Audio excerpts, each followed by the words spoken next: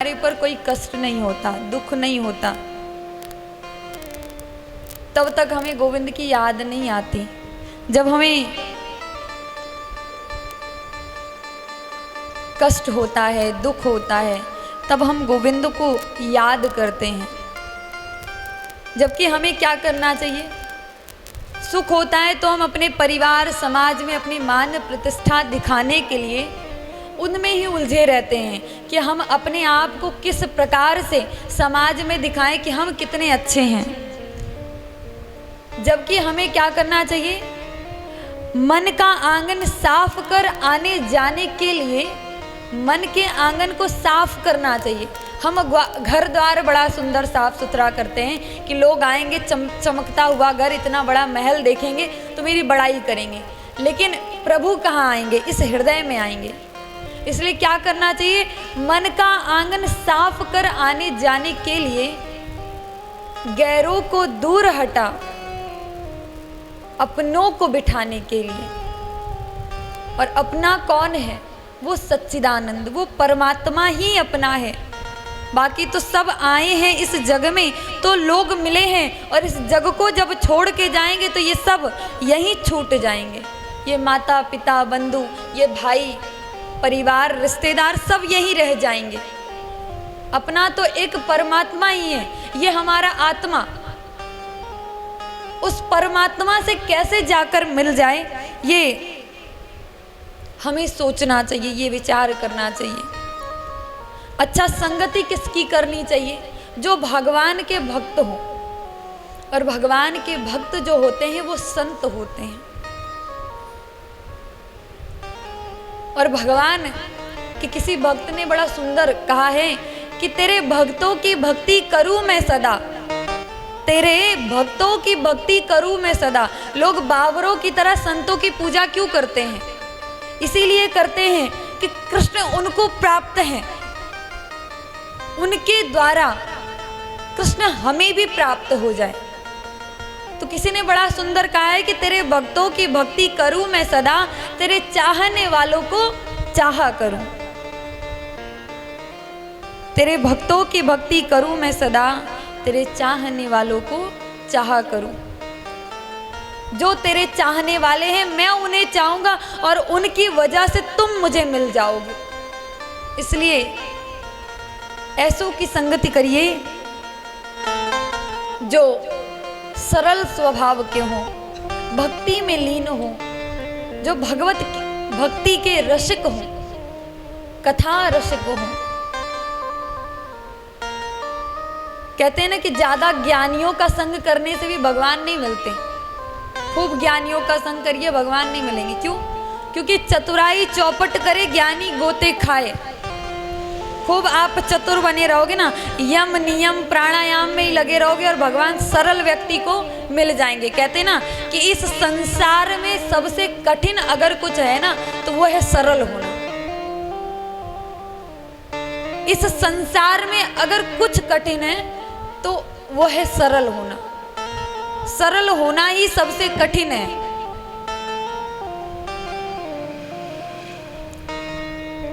और ज़्यादा तो मैंने संतों की संगति की नहीं है, पर हमारे महाराज जी यहाँ बैठे हैं, बड़ाई की बात नहीं, लेकिन हाँ कभी वो ये नहीं देखते कि कौन किस जाति का है।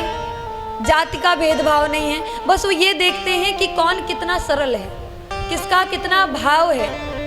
अगर कोई आगे बढ़ना चाहता है किसी भी क्षेत्र में, ऐसा नहीं कि भागवत के क्षेत्र में, किसी भी क्षेत्र में अगर वो आगे बढ़ना चाहता है तो उसका पूर्ण सहयोग करते हैं, जिस तरह से मदद हो पाए। महाराज जी ने इस पूरे लॉकडाउन में 1000 लोगों को राशन बांटा। कोई प्रतिदिन कोई आ जाता है कि महाराज जी भोजन चाहिए तो भोजन की व्यवस्था करवा देते हैं, आटे की व्यवस्था। कहने का मतलब ये कि कहीं दूर जाने की जरूरत नहीं, यहीं आप देख लो कि सरलता क्या है। इस संसार में अगर सबसे कठिन जो है वो है सरल होना। चतुराई चौपट करे ज्ञानी गोते खाए। अगर आप बहुत चतुर रहोगे, यम नियम प्राणायाम में लिपटे रहोगे तो भगवान नहीं मिलेंगे। और भोले भाले भक्त को तुरंत ही प्रभु दर्शन देवे को आए। कि जो भोले भाले होते हैं ना, उनको प्रभु तुरंत ही दर्शन देने आ जाते हैं। हमारे ब्रज की एक कथा है कि एक बार ऐसे ही व्यास जी महाराज एक गांव में बैठकर कथा सुना रहे थे। तो एक गाय चराने वाला, गौ चारण भैंस चराने वाला व्यास जी महाराज के वहाँ कथा में पहुँच जाता है। तो व्यास जी महाराज ने कहा कि गुरु बिना ज्ञान नहीं होता है, जब तक गुरु नहीं बनाओगे तब तक ज्ञान की प्राप्ति नहीं होगी। उसने भी सुनी, गुरु बनाना चाहिए। उसने कहा कि अब मैं कहाँ जाऊं, इन्हीं व्यास जी को गुरु बना लेता हूं। व्यास जी महाराज मंच से उतरे, उन्होंने उनको दीक्षा दे दी। व्यास जी महाराज नरसिंह भगवान के भक्त थे।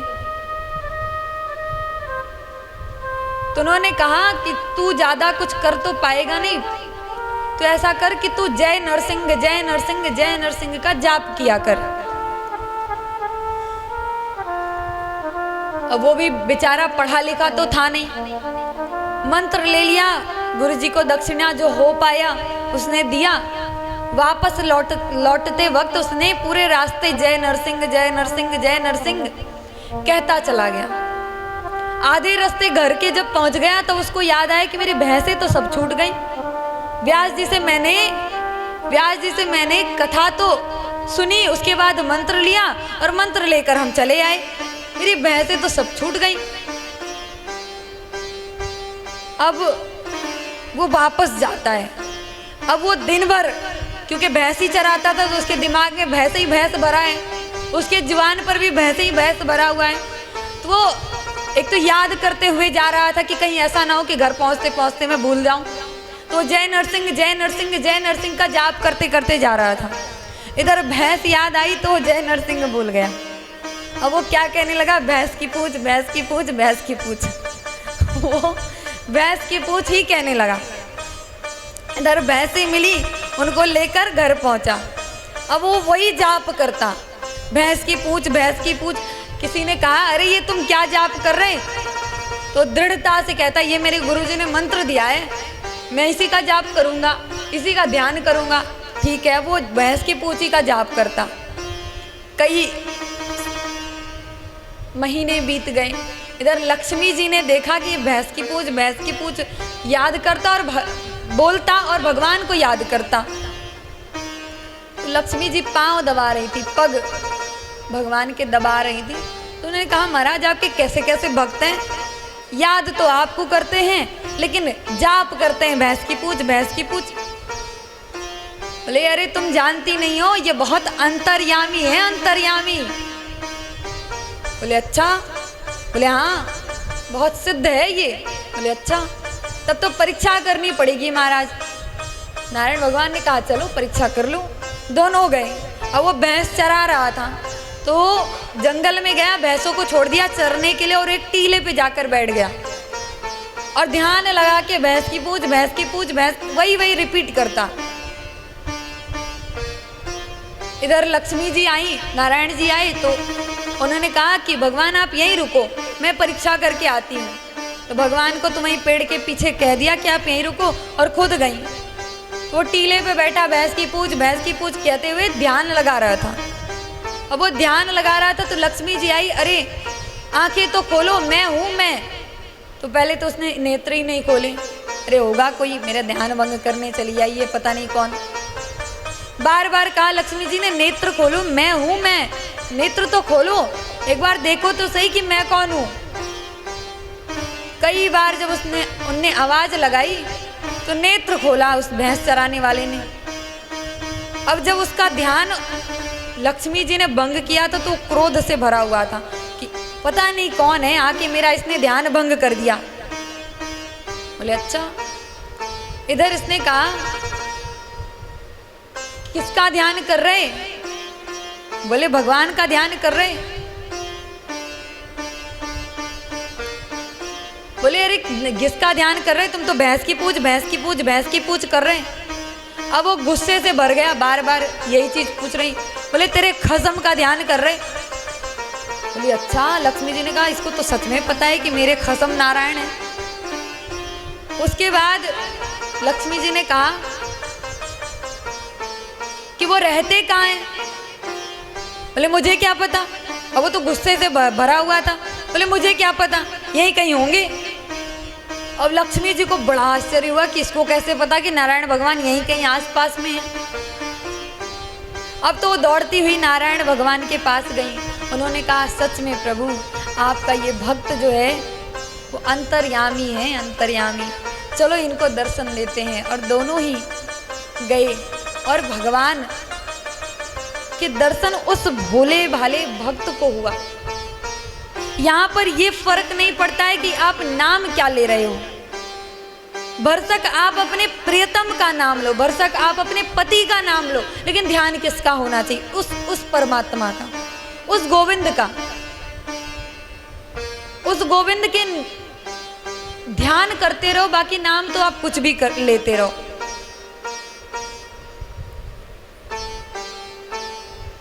भगवान के नाम का जाप निरंतर करते रहना चाहिए। लेकिन अगर हो सके कि हाँ भगवान के नाम का जाप नहीं हो पा रहा है, तो जिससे आप प्रेम करते हो उसका नाम बार बार जुबां से निकलता ना। मैंने बार बार कहा है कि प्रेम का प्रारंभ कहीं से भी हो, अंत उस गोविंद के पास होना चाहिए, अंत उस राधा वल्लभ भगवान के पास होना चाहिए। प्रारंभ कहीं से भी हो, अपने पुत्र से हो, पति से हो, प्रेमी से हो, माता पिता संसारी किसी भी व्यक्ति विशेष से हो, लेकिन अंत उस राधा गोविंद, उस राधा वल्लभ के चरणों में हो। तो अगर आप सरल बने रहेंगे तो भगवान स्वतः ही आकर आपको दर्शन दे देंगे। इधर कल की कथा चल रही थी, हमारे ब्रज में जय जयकार हो रहा है, राधा गोविंद भगवान का जन्म हुआ है। सब वहाँ नाच रहे हैं, झूम रहे हैं। जब जन्म हुआ था कृष्ण भगवान का तो बड़े ही धूमधाम से हम लोगों ने यहाँ पे भी मनाया। वहाँ पे नंद बाबा ने नंद उत्सव मनाया, कई महीनों तक चला। अच्छा, कई महीनों का कहने का अर्थ यह है कि कई महीनों के बराबर एक दिन में ही इतना बड़ा उत्सव रखा गया, इतना बड़ा कि वो कई महीनों जितना अनुभव दे रहा था। सब नाच रहे थे, सब झूम रहे थे, सब गा रहे थे। सभी गोपियां तैयार हो के आई ठाकुर जी के दर्शन करने की ताई। तो एक बुढ़िया भी वहां से होकर गुजरी। नंद बाबा ने 2 लाख गायों का दान किया। सोना चांदी हीरे मोती दूध दही जितनी भी मिठाइयां जितनी भी प्रकार की थी सब खूब लुटाए। नंद बाबा के घर में जितने भी द्वार थे सब द्वारन पर किसी पे सोना, किसी पे चांदी, किसी पे हीरे, किसी पे मोती, किसी पे वस्त्र, किसी पे मिठाइयां, कुछ ना कुछ ऐसा विशेष रखा कि जिसको जो चाहिए जहां से चाहिए जाके वो ले ले। सब ब्रज के ग्वाल बाल, ब्रज के गोप गोपियां सब नृत्य कर रहे हैं। इधर एक अम्मा आई 95 वर्ष की। अब उनको तो पता ही नहीं था, कान से ज्यादा सुनाई देता नहीं था। उन्होंने देखा यहाँ उत्सव मनरोह है, तो उन्होंने पूछा, वहां कुछ ग्वाल बाल नृत्य कर रहे थे, माखन लुटा रहे थे, दूध दही लुटा रहे थे, झूम रहे थे, नाच रहे थे कि नंद को लाला भयो, नंद को लाला भयो। वह मैया ने आकर पूछी, अरे कहाँ भयो है, कहाँ? हम लोगों ने कहा सबको पता चल गया, ये अम्मा को ही ना पता चलो। तो उन्होंने कहा कि नंद को लाला भयो, नंद को लाला। बुढ़िया ने सुनो ही ना, बार बार जब सुनो ही ना, तो इस बार बुढ़िया ने जब पूछा कि अरे कहाँ भयो है, कहा, तो एक लाला ने माखन को 250 ग्राम को लौंदा उठाया और दे धड़ाक। बुढ़िया ने जैसे मुंह खोलियो कि कहाँ भयो है, कहा, तब तक दे लौंदा, और वो लौंदा डायरेक्ट पेट में चलो गयो। बुढ़िया के पूरे मुंह पे, मोहड़े पे वो माखन लग गए। पहले तो बुढ़िया ने जीभ निकाल निकाल कर पूरा मोड़ा अपना चाटा। उसके बाद कहा कि ऐसो लाला रोज होवे, ऐसो 250 ग्राम के माखन को लौंदा मोए रोज खाएवे को मिले। बुढ़िया खूब प्रसन्न हुई, सबने खूब नाचा, नृत्य किया, खूब आनंद मनाया गया। नंद बाबा ने 2 लाख गैयों का दान किया। इधर धीरे धीरे समय बीता, नंदोत्सव पूर्ण हुआ।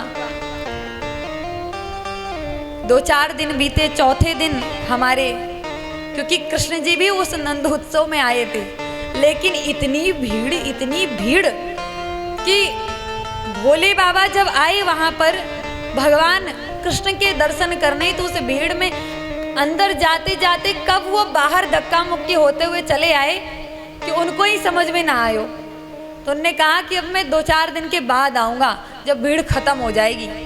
तो चौथे दिन हमारे भोले बाबा आते हैं। भोले बाबा आते हैं दर्शन के ताएं। इधर यशोदा मैया जो हैं वो घर के कछु काम कर रही थी। द्वार पर आकर उन्होंने पुकार लगाई, अलख निरंजन, अलख निरंजन।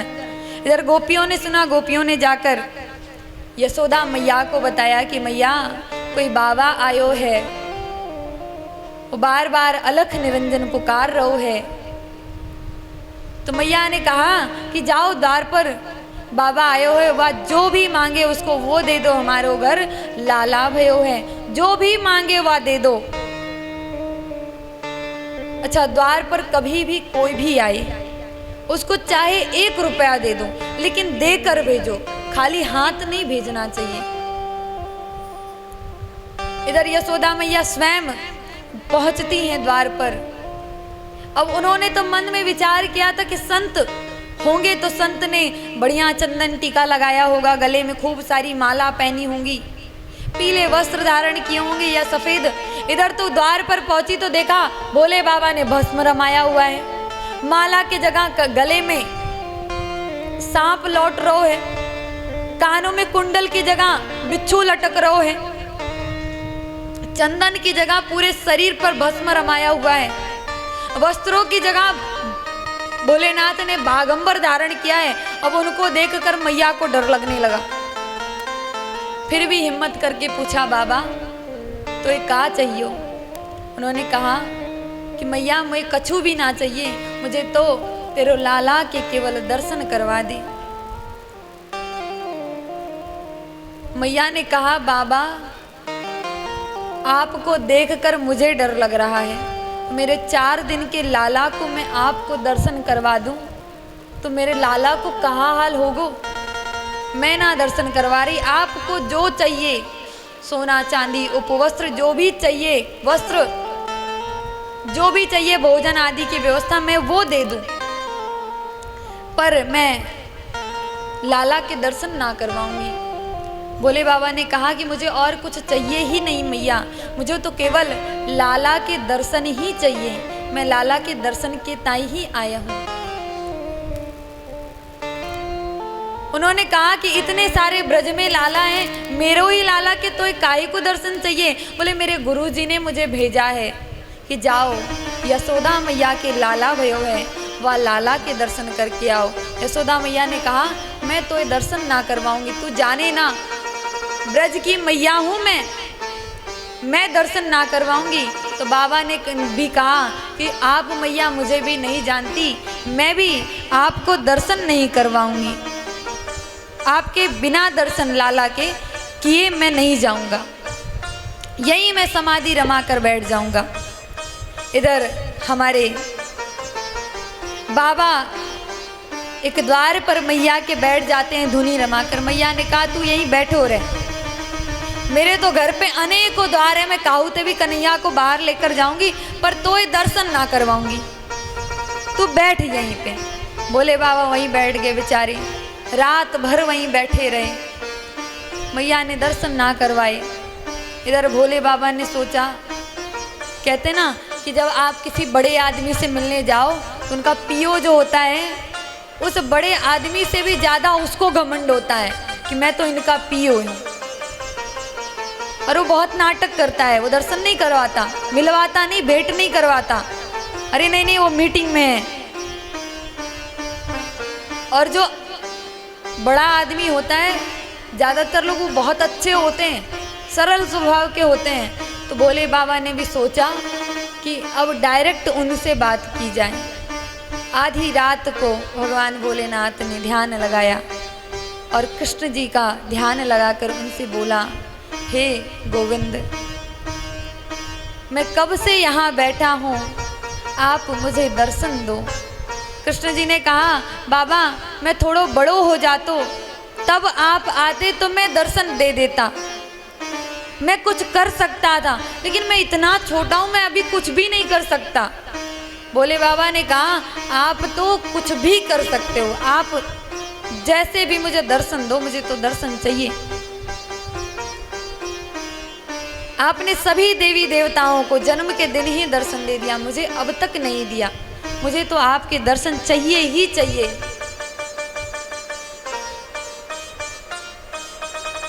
कृष्ण जी ने कहा कि चलो ठीक है, कोई बात नहीं। सुबह होते ही कृष्ण जी ने एक नाटक रचा। भगवान अपने भक्त से मिलने के लिए कुछ भी करने को तैयार रहते हैं। इधर उन्होंने नाटक रचा, उन्होंने सुबह से ही रोना प्रारंभ कर दिया। और रोना प्रारंभ किया तो मैया को लगा कि कान्हा को भूख लगी है, जाकर उन्होंने दुग्धपान करवाया, फिर भी रोना बंद नहीं हुआ। उनको लगा शायद कन्हैया को काऊ बीमारी हो गई है, वैद्य को बुलवाया, वैद्य ने भी नाड़ी वाड़ी सब जांचा, कहा कुछ भी बीमारी नहीं है, और फिर भी लाला रोई जा रहा। अब ऐसे समय में जब के काऊ के घर में लाला हो और वाकू लाला रो रहा हो तो पड़ोसी जन आ जाते हैं उपदेश देने, या ऐसे करो वैसे करो। तो एक गोपी आई, बोले मैया लाला को दूध पानी कछु ना पिलाई के, लाला रो रहो है। बोले मैंने सब कुछ करके देख लिया पर लाला चुप ही ना है रो। गोपी ने कही कि हो सकता है कि जन्म के दिन बड़ा भारी उत्सव मनाया था, इतने लोगों ने लाला को दर्शन किए, हो सकता है काऊ ने नजर लगा दी होगी, ऐसो कर कि लाला के नजर उतार दे। मैया राई लोन लेकर आती हैं, खूब नजर उतारती हैं, लेकिन कन्हैया को कछु हुआ थोड़ी, तो कछु हुआ ही नहीं था। अब वो चुप कैसे, वो तो नाटक कर रहे हैं। कुछ बच्चे होते हैं ना, उनको केवल रोने का ही मन करता है, तो यूं ही रोते रहेंगे, जब तक उनका मन होगा रोते ही रहेंगे। इधर प्रभु को ना भूख लगी थी ना उनको कुछ और, उनका तो मेन उद्देश्य था भोले बाबा से मिलना। सब कुछ करके जब थक गई तो यशोदा मैया ने कहा, गोपी तू ही कुछ कर, तू जानती है क्या किसी अच्छे बाबा को जो झाड़ता हो। गोपी ने कहा कि हाँ मैं पता लगा के आती हूँ। जैसे ही वो बाहर निकली उनने भोले बाबा को देख लिया और उनको देखते ही समझ गए कि ये पक्का ठीक कर देगा। भोले बाबा से पूछा कि अरे बाबा तो नजर उतारनो आतो है क्या? तो भोले बाबा ने कहा कि ये डिपेंड करता है कि नजर किसको लगी है, ये डिपेंड करता है कि नजर किसको लगी है। उन्होंने कहा कि यशोदा मैया नंदरानी के लाला को नजर लग गई है, क्या तुम नजर उतार दोगे? उन्होंने कहा कि हाँ हाँ मैं नजर उतार दूंगा। भोले बाबा तो इसी इंतजार में थे कि कब अंदर से बुलावा आए। इधर गोपी अंदर जाती है, यशोदा मैया से कहती है कि मैया द्वार पर एक बाबा बैठो है, वो कान्हा की नजर उतार देगो, चल लाला को वहीं ले चल। यशोदा मैया ने कहा किसको तुमने पकड़ लिया? मैंने उसको डांटा है कि नहीं मैं कुछ भी हो जाए मैं लाला को तेरो दर्शन ना करवाऊंगी। तो गोपी ने कहा ये बता कि तेरो अभिमान बड़ा, तेरो वचन बड़ा, या फिर तेरो कन्हैया बड़ा, तू किससे ज्यादा प्रेम करे? तो उन्होंने कहा कि मैं तो कन्हैया से प्रेम करती हूँ। तो फिर चल, गोपी ने कहा। यशोदा मैया कन्हैया को लेकर द्वार पर जाती है, लेकिन कहती है कि दूर से ही मेरे लाला को नजर उतार दो। जैसे ही भोले बाबा की नज़र कन्हैया पर पड़ी और कन्हैया की नज़र भोले बाबा पर पड़ी, तुरंत ही कृष्ण जी का रोना बंद हो गया। अब तो यशोदा मैया को थोड़ा सा ऐसा लगा कि बाबा तो अच्छो ज्ञानी है। थोड़ा और पास में गई, बोले नज़र उतार दे। भोले बाबा ने कहा कि मैं तो नज़र उतार दूंगा मैया, लेकिन मेरे यहाँ एक विधान है कि जिसकी भी मैं नज़र उतारूंगा वह को मैं अपने गोद में लेता हूँ। यशोदा मैया मुस्कुराई, बोली अच्छा तो मोए नज़र लग जाएगा तो तुम मोए गोद में ले गो। बोले ना ना मैया, ये बात केवल लाला पर सिद्ध होती है। बोले अच्छा। लाला को गोद में लिया भोले बाबा ने, खूब निहारा, दर्शन किया। कृष्ण जी ने नेत्रों ही नेत्रों से बात किया कि बाबा अब तो ठीक है। बोले हाँ हाँ अब ठीक है। इस प्रकार हमारे भोले बाबा ने कृष्ण कन्हैया लाल के दर्शन किए, वापस यशोदा मैया को कन्हैया को सौंपा और वहां से वापस अपने कैलाश पर्वत पर चले गए। कुछ समय बीता, छठे दिन इधर मथुरा में, चूंकि मथुरा में कंस को जब ये बात पता चली, रात्रि में तो बात नहीं पता चली, सुबह होते ही जब सैनिक लोग सब जागे तो उनको जब बात पता चली तो उन्होंने जाकर कंस को बताया, और कंस को जब बताया तो वो दौड़ता हुआ आया कि 8वीं संतान है, इसको मार के फुर्सत, अब मुझे मारने वाला कोई पैदा नहीं हुआ। बस पहुंच गया कारागार में। कारागार में पहुंचकर जैसे ही उस छोरी को देखा, उन्होंने कहा ये तो छोरी है, ये मेरा क्या बिगाड़ेगी। छोड़ने लगे, तभी ध्यान आया कि छोरी हो या छोरा हो, मार के फुर्सत करते हैं, 8वीं संतान कोई भी हो सकती है। उन्होंने जैसे ही उठाकर उसे पटकना चाहा दीवार पर, वो उड़कर आकाश में चली गई और आकाशवाणी हुआ, रे मूर्ख कंस, तुम मुझे क्या मारने चला है? तुझे मारने वाला तो इस पृथ्वी पर आ गया है, तेरा विनाश निश्चित है। कंस घबरा जाता है, घबराकर अपने महल की ओर भागता है। वहां चिंतातुर होकर इधर उधर घूमने लगता है, ऐसे कैसे हो गया, मुझे मारने वाला कहाँ है, कौन है? इधर कन्याओं की बात कि लोग कन्याओं को गर्भ में ही मार देते हैं, जबकि अगर इस पृथ्वी पर कन्या नहीं होंगी, स्त्रियां नहीं होंगी तो सृष्टि आगे कैसे बढ़ेगा। स्त्रियों का होना भी परम आवश्यक है। और किसी कवि ने बड़ा सुंदर कहा है कि ओस की बूंदों